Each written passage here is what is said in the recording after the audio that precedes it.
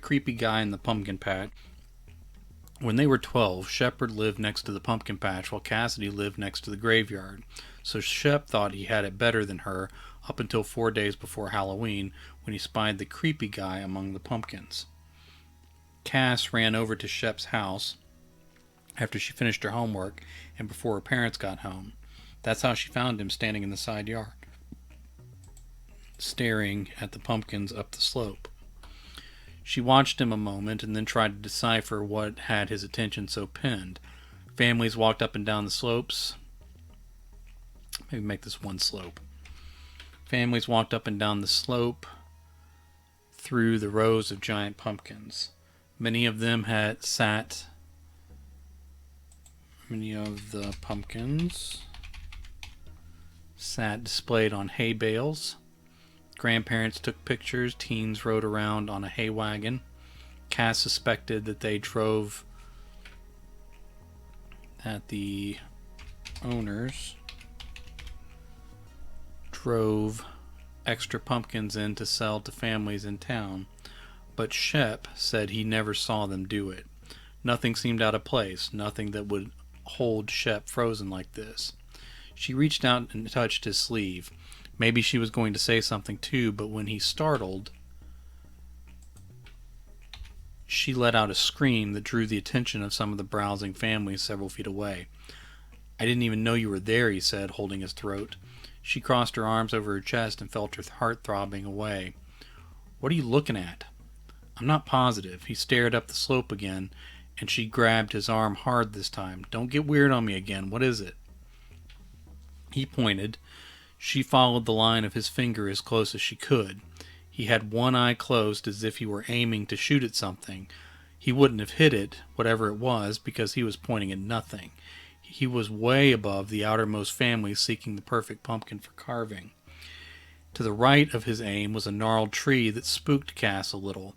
Far to the left of his point, the tractor pulling the hay wagon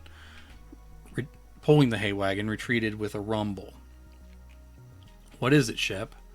I can't see him just now, but if you keep looking, he'll be there again." Cass stared at the flattened ground spread with hay. She started to think that maybe he was pointing at the trees at the far end of the expansive field, but then she saw it. It was more than a shadow, more than a flicker or a spot in her vision. She might have missed it if Shep wasn't pointing out the spot in advance. It was solid, it was real. What it was, she could not swear to just then. The shape of a man for sure. In the moments before she lost sight of it again, she at once thought it was smaller than her, and then positive it was too big to be a real human. Disheveled clothes draped its hulking body for as long as it was visible. She thought it was walking away, or frozen in the act of walking, but then she made out the eyes and jagged split of a mouth, hidden back in the open shadow of its shirt, chest, and broad hat. A moment longer, maybe a half moment in real time, she believed she was looking on the specter's profile. His skin, though, there was something wrong with his skin. I wrote something wrong twice. There was something wrong with his skin. Then she lost it. It wasn't a fade out. It wasn't a vanish in an instant either.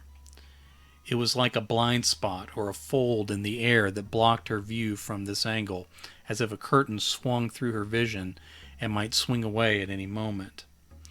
Now she realized she stood in Shep's side yard with the same frozen posture and stare he had when she walked up on him.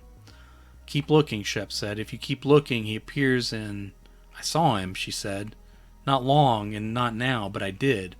"Are you just saying that, Cass? Because the longer I'm here, the more I think I'm making it up. I'm not sure what it is, but I saw it. I'm sure I saw it." Shep let out a sigh and said, "God, I was kind of hoping I had made it up." "Which way is he facing?" Shep lowered his finger a bit and bit his lip. "Depends on when you see him, I think." "Is he moving? Have you seen him in a different spot different times?" "Not exactly." He was there again. For a cold second, she thought he was closer and reaching out for her. But as her vision settled on the details, now he was 3/4 profile and striding away, More accurately, the figure, now giant for sure, was in the posture of striding.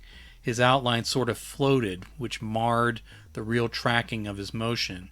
But before he was out of her focus again, Cass read his position as moving in slow motion.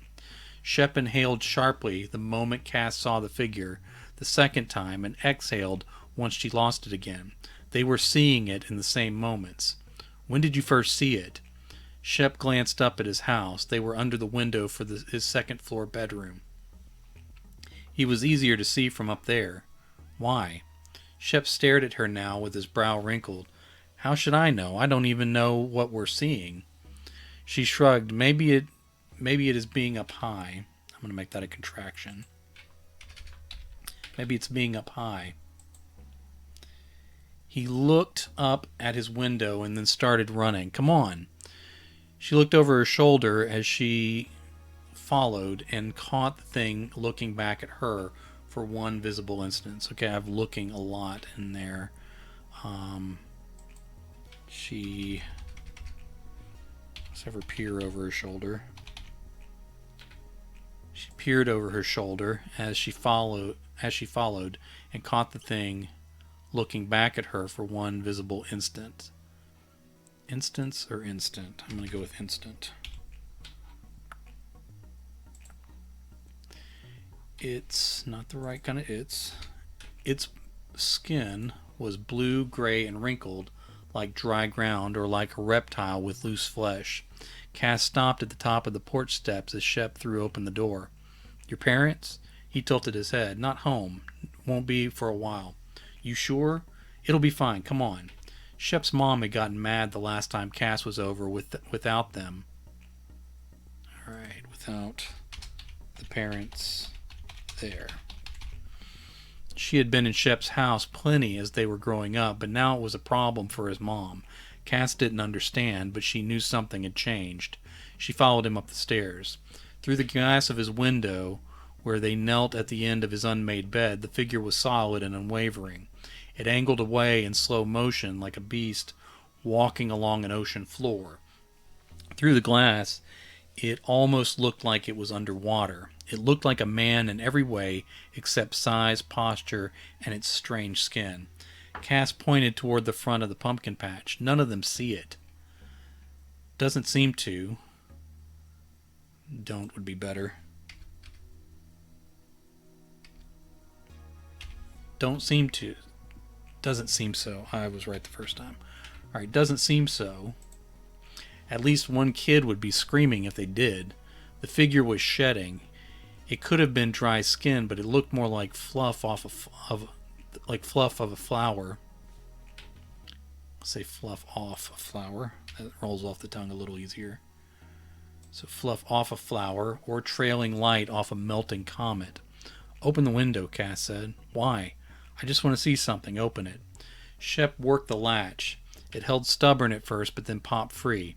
He pushed the window open halfway. I want to add a little bit to this theme of the parents not liking the kids being alone together. As he did, his shoulder brushed hers. It didn't mean anything, but she found herself worried it might mean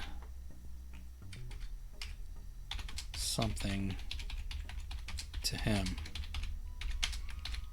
She wanted to pull away, but feared he might notice and things would get weird. Alright, let me check that and see if it makes sense. As he did, his shoulder brushed hers. It didn't mean anything, but she found herself worried it might mean something to him.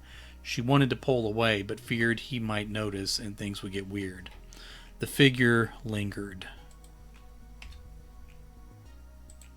Alright, let's say the figure outside so we're not confused about that last paragraph. The figure outside lingered. It never exactly disappeared any time she saw it, but it wasn't there again, like in the side yard. It's not the height, Shep said. It's the glass. Look. He had straightened his back, say, to open the window.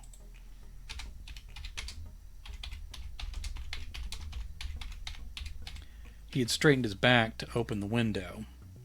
She raised up too and saw the languishing shape trekking ever so slow across the pumpkin patch. Slowly is probably better, but I kind of like it without the adverb, so we'll leave it. Cass stood up and Cass stood up and looked. Say through. Cass stood up and looked through a little higher. Now she gasped. What? Shep asked. Look through where the glass overlaps. He did. Now this is a problem here. This sentence makes it sound like I'm switching perspectives, and I don't mean it to do that, so I'm going to need to adjust a little bit. He did, and his breath caught in his throat.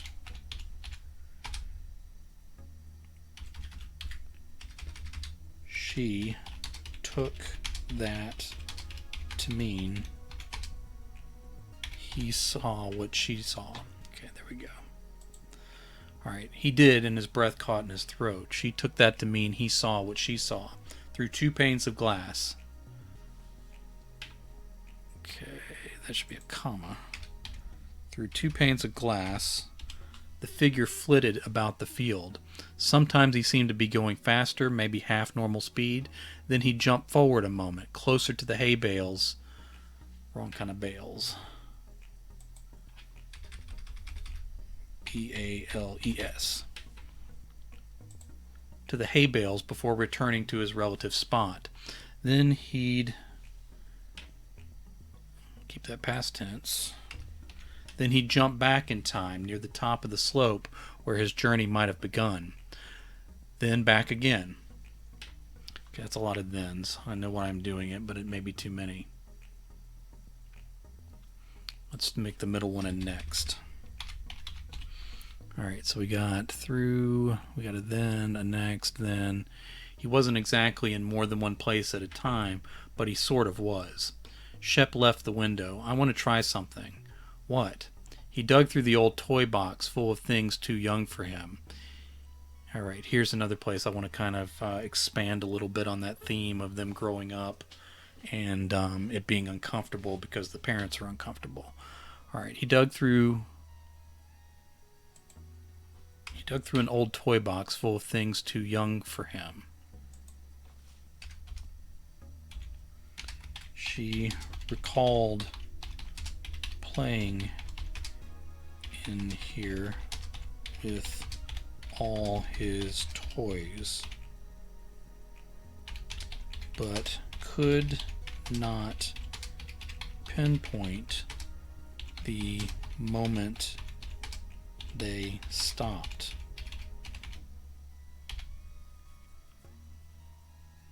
Alright. He dug through an old toy box full of things too young for him. She recalled playing in here with all his toys, but could not pinpoint the moment they stopped. Let's say they had stopped, because we're doing kind of past participle here. Alright. The moment they had stopped. Okay. She remembered reading online one time from a meme that said, one time your parents put you down and never picked you back up again. That made her really sad that day. This moment was kind of like that. M dash. Thing I would love most in the world if they changed the keyboard would be to put an M dash directly on the keyboard instead of me having to hit 3 keys to get it. That made her really sad that day. This moment was kind of like that. Vague, awkward sort of sadness. All right. He dug through an old toy box full of things too young for him. She recalled playing in here with all his toys, but could not pinpoint the moment they had stopped. She remembered reading online one time from a meme that said, "One time your parents put you down and never picked you back up again." That made her really sad that day. This moment was kind of like that, a vague, awkward sort of sadness. Okay. So kind of digging out a theme of kind of growing up and losing something in the process. He came out with a pair of white sunglasses with lenses shaped like stars. Cass remembered wearing those when they played movie stars as little kids. "Are you going out there with those on?" "I want to see what he's doing," Shep said. "I don't know," Cass said.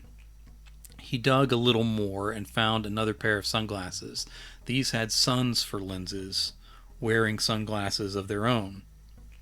She remembered looking through them, and they looked like normal sunglasses from behind the lenses.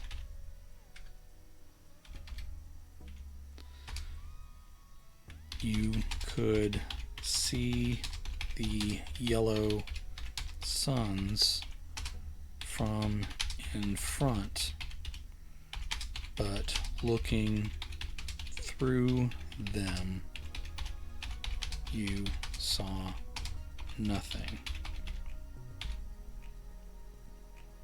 Cass felt like there was some secret in this moment, but she could not place it. Okay. She remembered looking through them, and they looked like normal sunglasses from behind the lenses. You could see the yellow suns from in front, but looking through them, you saw nothing. Cass felt like there was some secret in this moment, but she could not place it. All right, that's pretty good. "I'm not going out there," she said. He put on the star glasses. "I'm afraid to go alone." "Then don't go." He handed her the sunny pair, and she took them. "Please, Cass, I have to sleep here at night. I can't do it if I don't know what that thing is." She put on the glasses and looked out the open window. The thing looked more solid than ever. They walked back outside and to the edge of the pumpkin patch. The figure seemed more solid. Okay, I've already said this. Let's just say he was. The figure was more solid through the lenses. She lifted the glasses long enough to see it gone before covering her eyes again. Shep stepped out of his yard in between the pumpkins. "Shep, why?" "If it can hurt us, standing over here won't help." "That's crazy," she said at his back.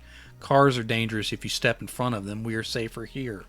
He kept going, so she followed at a pace that... I need to reword this. It was awkward when I wrote it. A pace that allowed her to catch up. Okay. The figure managed 2 slow steps in the time it took them to reach it. The families walked past Shep and Cass without giving them a look. "How do they not see it?" Shep said. Cass turned in a full circle. "Maybe they can't see us either. Maybe we've been dead the whole time." They met each other's gaze with stars, through stars and suns. Then they broke out laughing. The families did look at them then.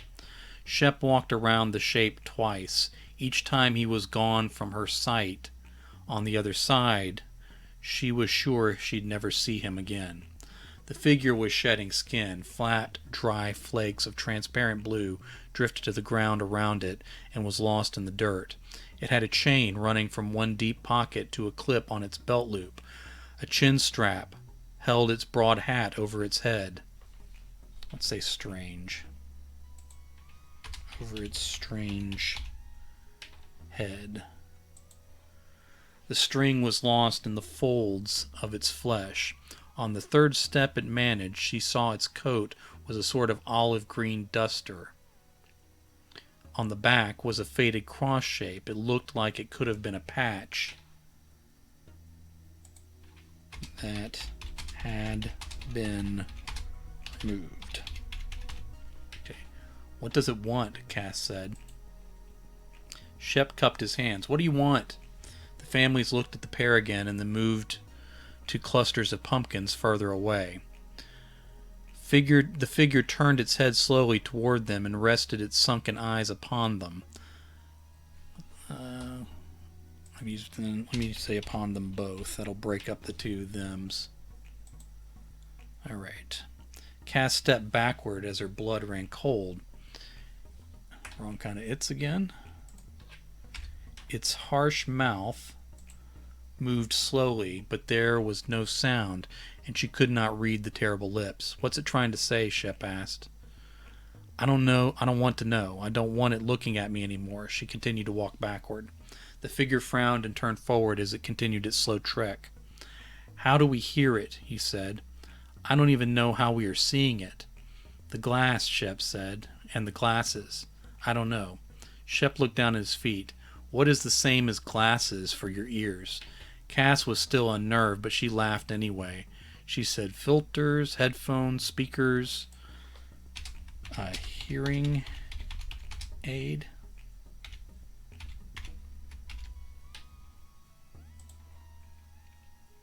Shep ran to his house and she followed, but she knew he was coming back. Let's make this more personal. She knew he was bringing her back.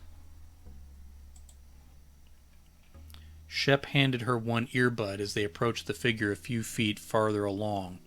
They saw it, but still heard nothing. It's connected to your phone. No, let's make it more specific. This is connected to your phone, Cass said. What do you expect to hear? They're Bluetooth, though. Do you think ghosts are connected to your Wi-Fi? Do you think he's a ghost? Cass looked at the figure and then away at anything else she could find. I'm not sure of anything. Then they did hear something. Okay. Now I had them go immediately to the words in the first draft. I think I need to have them hear something else before they hear the thing speak. All right. Clothes rustled together. Something clinked and jingled. She just knew it was the chain that led to whatever this thing kept in its pocket. She did not assume it was a watch. She imagined a watch turning the second hand too slowly to notice. Alright. Clothes rustled together. Something clinked and jingled. She knew it was the chain that led to whatever this thing kept in its pocket. She did not assume it was a watch. She imagined a watch turning the second hand too slowly to notice. Then she heard its slow, labored breathing from a dry throat. The words came slowly, then in bunches, and even repeated themselves. Like with seeing the figure, once they had it clearly, they couldn't unsee it, or in this case, unhear it. Alright. There are no safe worlds left. Shep looked at Cass as if he expected her to make sense of it. Make sense of the phrase. She didn't even want to be here. Let me say echoing phrase because that'll refer back to the fact that the thing is overlapping itself without me having to spell that out. Okay, they are coming. They're after me. I can't get away. They are much slower than me, but they never give up. I'm never safe. If they come to your world, you won't be either. What does it mean, Cass? He looked... Okay, this is not a tag, so I need to capitalize. He looked up the slope as if he expected to see something coming. Cass raked the earbud. Alright, I don't want to say ear twice. The earbud away from her head. As it fell to the ground, she realized the creature's lips were moving again. She pulled off the glasses too, but she knew that didn't change anything. What do you mean? Shep looked at the emptiness Cass knew was full. After a pause in which his mouth opened wider and wider, Shep said, "Are you leading them here?" In the silence, children laughed. A man shouted something that echoed over the open land. Shep stared and listened. I need to make that past tense. She was tempted to retrieve the earpiece. Is earpiece one word? There you go. The earpiece and glasses, but wasn't sure she wanted to know the answers. Can you just leave like you came and spare us? Shep said. Cass understood his words and feared she could guess the other side of the conversation, but it was still odd. Shep didn't talk like that. Didn't talk like this. Okay, Shep didn't talk like this. This was formal and desperate. It was too adult. She thought about Shep's mom not wanting them alone in the same room when no one was home. Things had changed. This wasn't pretend. It wasn't fun. Okay. How long do we have? Shep said. Cass discovered she couldn't swallow. Stop talking to him. Shep said, I'll do what I can, but I don't know if I can do that. Shep, don't. She wasn't sure why she said it. I'll try. It's all I can do. He turned away, pulling the earpiece and glasses. He turned away, pulling the earpiece and glasses from his face to reveal he was crying. She grabbed up the glasses and bud she'd dropped and then followed. I don't need to say then. And followed. Shep, you don't have to do anything he said. He ran into his house, still crying. Before she stepped into his yard, she looked up the slope again. She couldn't be sure, and it wasn't as clear as the first figure, but she thought she might have glimpsed something bigger and slower for an instant. Something beyond the horizon, just over the hill. A vague but serious threat to everything.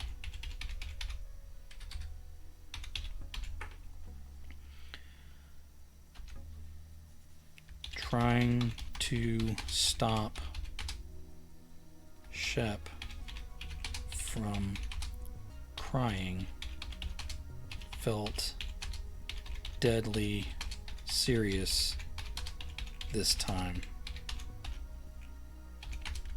it was too adult, too intimate. This was not a skinned knee or hurt feelings. This was terror,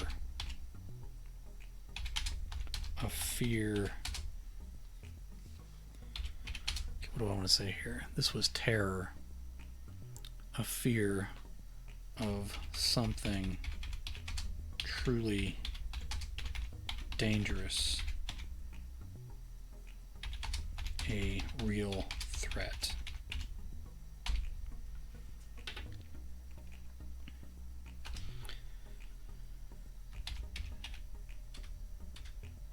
Shep didn't like spending time at his own house after that.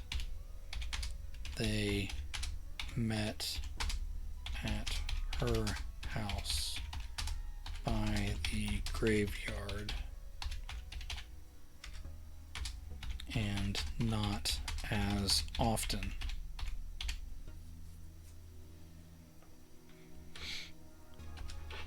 Something was changing as they got older, and the thing over the hill drew closer. Say the unseen.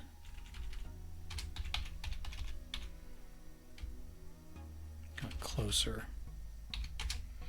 There were more and more things in their lives that changed long before she noticed.